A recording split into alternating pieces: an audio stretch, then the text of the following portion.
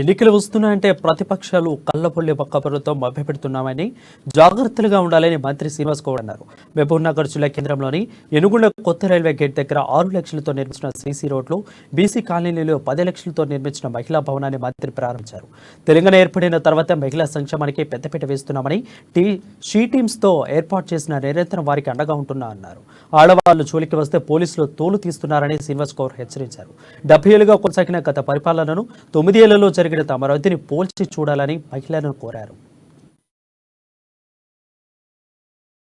మిత్రులారా, మీరు ఒక్కసారి యూత్ ఉన్నారు కనుక మేము చెప్పినది వాస్తవమా కాదా ఒక్కసారి మీరు ఆలోచించండి. తెలంగాణ రాకముందు వచ్చిన తర్వాత మీరు చూసుకోండి. తెలంగాణ రాకముందు ఈ ఊర్లో 14 రోజులకు ఒకసారి మంచి 200 రూపాయల పెన్షన్, స్కూళ్లలో దొడ్డు బియ్యం, హాస్టళ్లలో నీళ్ల చారు, దొడ్డు బియ్యం, ఎస్సీ హాస్టల్ కానీ, బీసీ హాస్టల్ కానీ, ఎస్టీ హాస్టల్ కానీ, ఏది కానీ తాండాలలో కూడా మంచినీళ్ళు లేవు.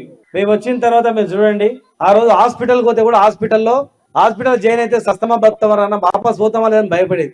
ఏడు గోదాం అంటే పట్టుమని ఒక పార్క్ కూడా ఉండకుండా. ఇలా మేము వచ్చిన తర్వాత మీరు చూడండి, కృష్ణానది నీళ్లు తీసుకొచ్చినాం. అంతకుముందు ఫ్లోరైడ్ నీళ్ళు తాగేది. కృష్ణానది నీళ్ళు తీసుకొచ్చినాం. ప్రెజర్ తక్కువ వస్తుంది. ఇప్పుడు ఆఫీసర్ పిలిపించిన 2-3 రోజులలో ఇక్కడ ప్రెజర్ కూడా కంప్లీట్ చేసి కరెంట్ తీసుకొచ్చినాం. 200 పెన్షన్ 2000 రూపాయలు చేసి, వికలాంగులకు 3000 రూపాయలు పెన్షన్ చేసి, భర్త వదిలిపెడితే కూడా వాళ్ళకు కూడా పెన్షన్ చేసినాం. అంగన్వాడీలో కూడా గుడ్లు, పాలు, బాలామృతం ఏర్పాటు చేసినాం. మేము వచ్చిన తర్వాత ఈ తాండాలో రోడ్లు వేసినాం. ఇలా గుడి దగ్గర కమిటీలు కావాలి.